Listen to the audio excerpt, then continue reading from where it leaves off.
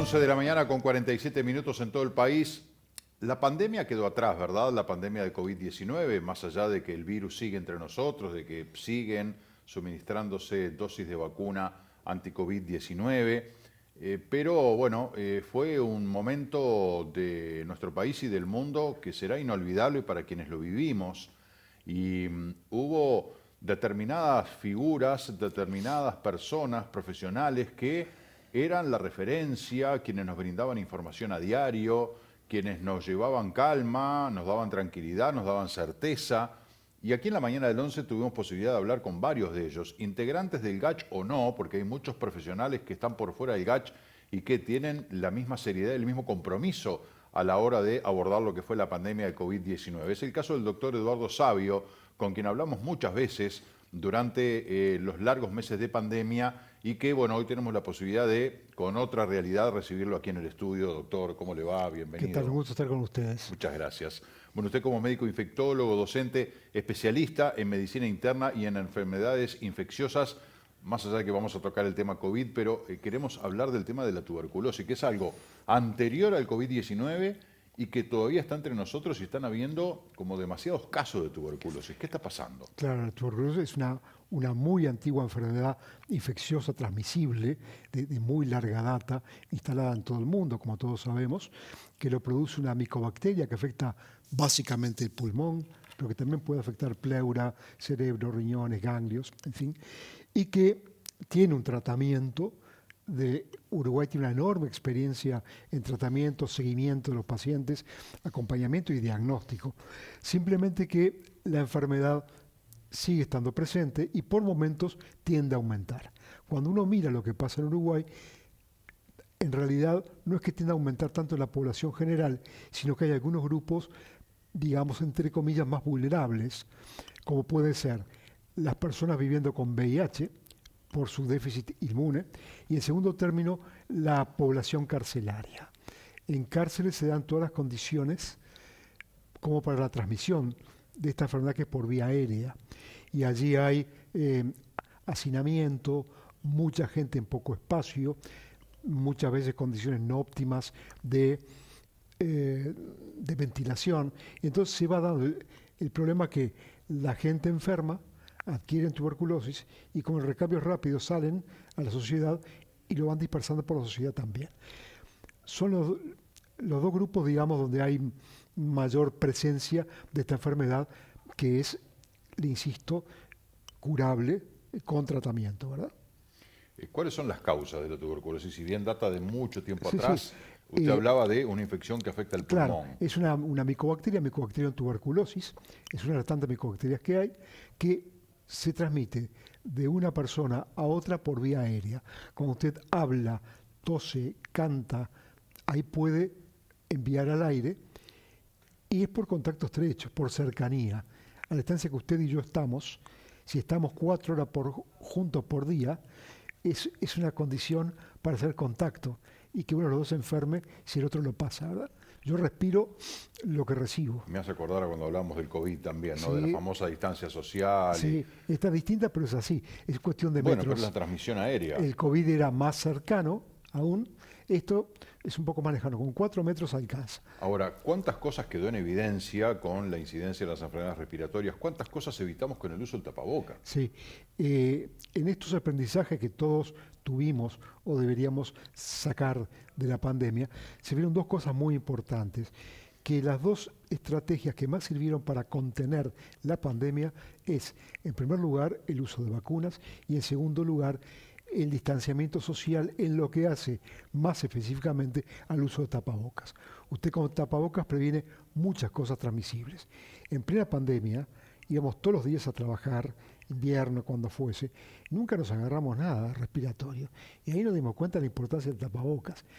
Hoy día solo lo usan algunas personas en los hospitales o sanatorios. Ya no es tan común en la calle, en otros lugares como antes. Incluso uno ve hoy gente de tapaboca en la calle Sí. y también nos genera la misma reacción que antes de la pandemia, es decir, ¿pero qué hace con tapaboca? Sí, uno dice, bueno, esto es raro, debe quizás temer tener COVID o tiene síntomas respiratorios. Claro. Porque hay algo que no se habla, pero está vigente aún. La recomendación es, cuando una persona tiene síntomas respiratorios, hoy por hoy está bien, puede ir a trabajar a varios lugares, pero debe usar el tapabocas. Entonces, si usted ve a alguien con tapabocas en un supermercado, de repente una persona muy consciente, que está con tos, no diagnosticada, aún no lo sabe, y bueno, se pone el tapabocas como mandan las normas. O alguien inmunodeprimido que se está O protegiendo. al revés, el inmunodeprimido que se protege. Eso no es nuevo. Si usted va al sudeste asiático o a Europa, que está lleno de turistas asiáticos, los va a ver a todos con su tapaboca. En los aviones, ni que hablar. Ellos eternamente. Bueno, en los aviones yo creo que es usan altamente tapabocas. recomendable hoy en día, sobre todo en trayectos largos, porque los aires acondicionados de los aviones, cabinas presurizadas, como que reciclan siempre lo mismo. En su época, en la época de pandemia, había claramente brotes en los aviones, así como también hubo de meningitis meningocócica y otros transmisibles por vía aérea. Con todas las compañías refieren que los sistemas de ventilación que tienen son seguros, importantes. Bueno, hay que verlo. Pero cuando uno está mucho tiempo allí, igual que en las colas de los aeropuertos, esas son peores. Sí, sí, las salas de embarque, ¿no? Que son un foco de alta contaminación. Sí.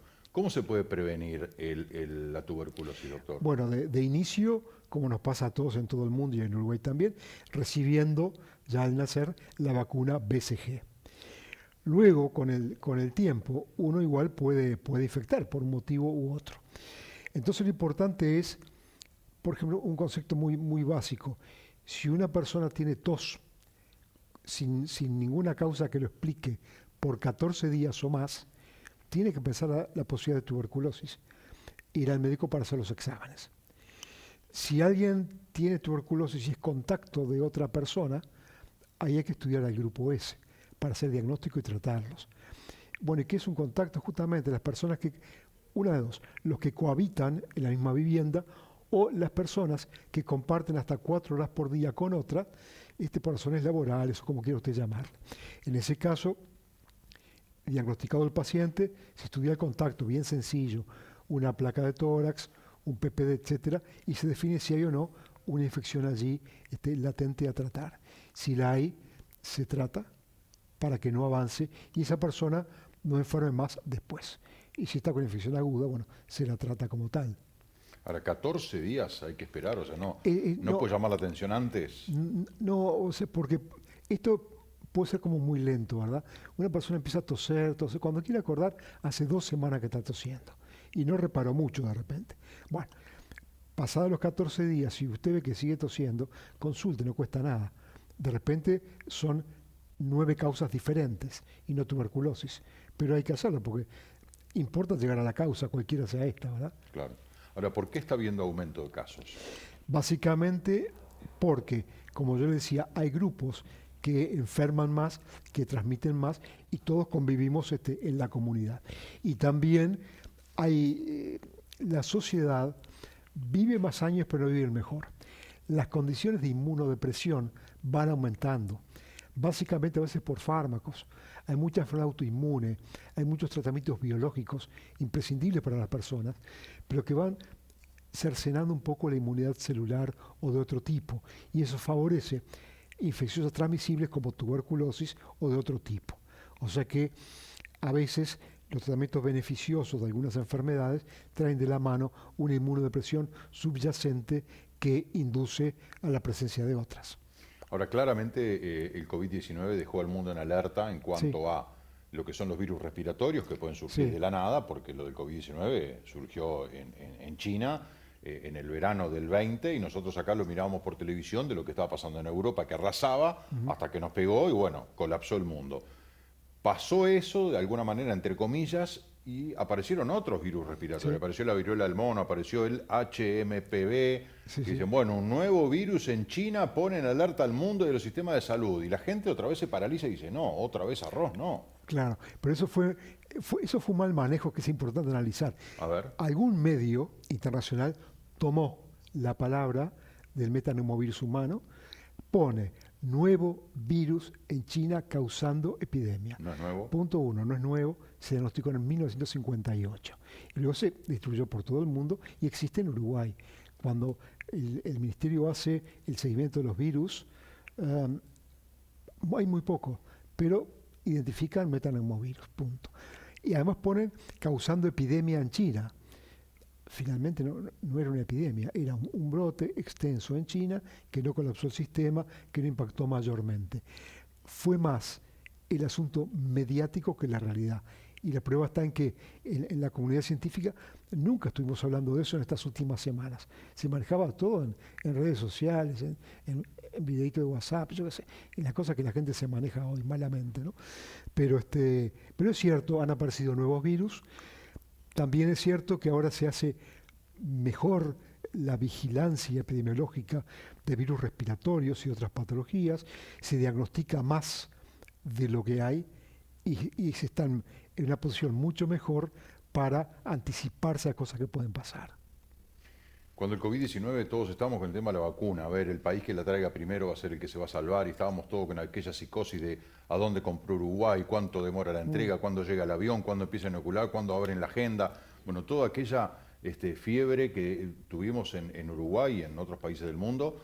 Acá se trajeron rápidamente las vacunas, la población respondió rápidamente, tuvimos un universo interesante de gente inmunizada rápidamente que permitió de alguna manera poner una barrera, ¿no? Una dosis, 2 dosis, 3 dosis, 4 dosis, se está dando la 5ª dosis, ya la gente no está tan convencida porque no solo pasó el miedo, ¿no? Un miedo que nos llevó a ser capaces de decir vamos a resurgir como una especie humana mucho más buena y seguimos igual o peor que antes, sino que también muchos dijeron, bueno, esta es la salvación, es o vivir o morir dependiendo de la vacuna. Pero ahora que ya pasó el miedo, las teorías antivacunas que han cobrado mucha fuerza, que estuvieron siempre presentes, pero como que cobraron vigor, y la gente también hoy cuestiona mucho, decir, bueno, las vacunas, ay no, y mucha gente se arrepiente, pensar que yo tengo las 4 dosis encima, la cantidad de paros cardíacos repentinos que están habiendo en gente que sana, atribuible a las vacunas, entonces generó un ruido que no es nada bueno. Pero todo eso, en la forma que las sociedades hoy se manejan, en la forma que se comunican, no es nada raro, ¿verdad? Nada de lo adverso que se dijo sobre las vacunas se ha podido demostrar. Nada de eso es cierto. Usted lo rasca y se cae, ¿no? No tiene consistencia el discurso antivacunas, claramente. Lo que sí es cierto es que COVID ha ido mutando su presentación clínica.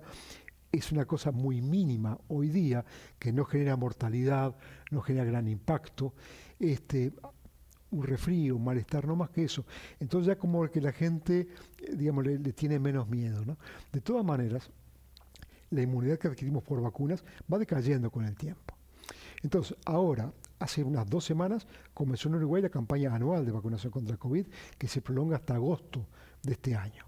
Ya sabemos qué grupos se pueden vacunar, sin receta, todo fácil. De repente, conviene que usted se vacune. ¿Por qué? Porque parte de la inmunidad que adquirió ya como que no la tiene.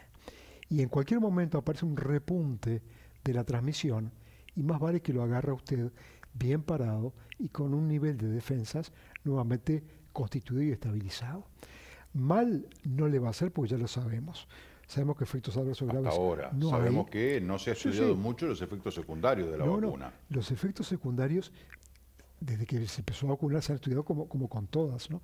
Incluso en Uruguay, desde el primer día, hay una base de reporte de datos de efectos adversos. Entonces, podemos saber, ver y consultar todos los efectos adversos que hubieron y después hay que interpretar si tienen o no que ver con la vacuna. Si yo me vacuno y mañana me broto, puede o no ser por la vacuna, habrá que demostrarlo. Pero le quiero decir, es mucho más segura y eficaz que otras que la precedieron por otras enfermedades. Claro, pero esta fue una vacuna muy especial, usted lo sabe mucho mejor que yo, obviamente, ¿no? De que rápidamente el desarrollo de una vacuna que lleva 3, 4, 5 años, esto se desarrolló en unos pocos meses. Muchos dijeron, bueno, porque se puso todo el pienso, la ciencia y los recursos económicos por una causa que vieron cómo se puede cuando todos unimos esfuerzos, fue la mejor de las explicaciones. Otra es decir, pero es muy raro, porque se inventó una vacuna, pero no saben lo que le va a pasar a quien está inoculado dentro de 2, 3, 5, 8 años. De repente te pasa algo y es consecuencia de la vacuna porque no se sabe qué efectos adversos en el tiempo, a mediano y largo plazo puede tener esta vacuna. Sí, no, a largo plazo no se sabe con nada, ¿verdad? En última instancia. Pero, ¿por qué fue tan rápido? Porque ya había una historia de 10 años atrás, de ensayos con ARN mensajero para distintas patologías. Llegado el caso, dijo, lo vamos a usar. Y eso abrió muchas puertas, porque abrió la vacuna de COVID y luego la misma plataforma de ARN mensajero se ha usado para otras enfermedades, entre ellos por una que es importantísima y que la tenemos, para virus respiratorio sincicial, un virus que causa muy grave daño en niños pequeños, básicamente, que causa mortalidad, que lo vimos en el país todos los años. Hoy ya con esa plataforma tenemos la vacuna del VRS, hace ya como 2 años, y acá en Uruguay se da a la madre embarazada, de la semana 32 en adelante, para que cuando el niño nazca tenga los anticuerpos protectores que le pasa a la madre por la placenta y que él no puede fabricar. Y eso ha sido un avance increíble, que era muy difícil pensar en una vacuna contra el VRS y se tiene, ¿verdad? Y se está usando en todo el mundo. Y como esas, otras. Y hay cosas que no quiero entrar en detalle porque no está muy probado. Habla de ciertas vacunas, entre comillas, contra cáncer, algún tipo de cáncer, y que tienen ciertas plataformas también, no están en marcha y nadie las usa. Digo, se está investigando esa línea para algunas cosas, nada más. Un tema Y el polémico muy y para debatir. no, ¿no? puede ser, Porque, es muy polémico, porque quiere decir que el universo es muy grande también. claro, digo polémico no solamente por la eficacia o la veracidad que tengan esos ensayos o estudios o vacunas que hay, sino porque esa pregunta de cómo puede ser que no haya una medicación que definitivamente cure el cáncer. Si bien hoy se ha logrado una sobrevida Sí. importante y con una detección precoz y con la prevención se ha logrado mejorar el escenario, pero uno dice con las maravillas que hay hoy de la medicina, de la tecnología, de la inteligencia artificial, tantos elementos y herramientas, ¿cómo puede ser que una enfermedad que se lleva cientos de miles de vidas al año en todo el mundo no tenga una solución? Evidentemente, por lo que hablamos hoy a raíz del ACV hemorrágico, porque hay todo un negocio detrás, ¿verdad? Hay todas decisiones políticas, etcétera, pero bueno, es un terreno que está bueno explorarlo, pero que de repente no es el momento. ¿Se nota en la población ya el efecto de la vacuna anti-COVID? Bueno, sí se notó claramente cuando uno buscaba los objetivos perseguidos con la vacuna. El primero, grande y enorme, fue disminuir la mortalidad. El segundo fue disminuir el ingreso a terapia intensiva y el ingreso a hospitalización. No son cosas menores. Usted no sabe lo afortunado que es alguien de no morirse o de estar internado gratuitamente. Entonces, eso es impagable, ¿no? Y después también los beneficios, digamos, ya menos ruidosos, como disminución de ausentismo laboral, disminución de pérdida de trabajo por razones de salud, una cantidad de ítems que fueron jalonando la historia a medida de eso. Y además nos permitió salir un poco. En un momento de la pandemia, yo creo que fue en el 2021, quedó claramente cómo se desagregaban las curvas. Y ya el hecho de no estar encerrado y empezar a moverse, en vacunados, tenía menos impacto que los no vacunados. En última instancia, recordemos también que siempre que impactó COVID en el país, terminó siendo mayor en no vacunados que en aquellos que sí lo estaban.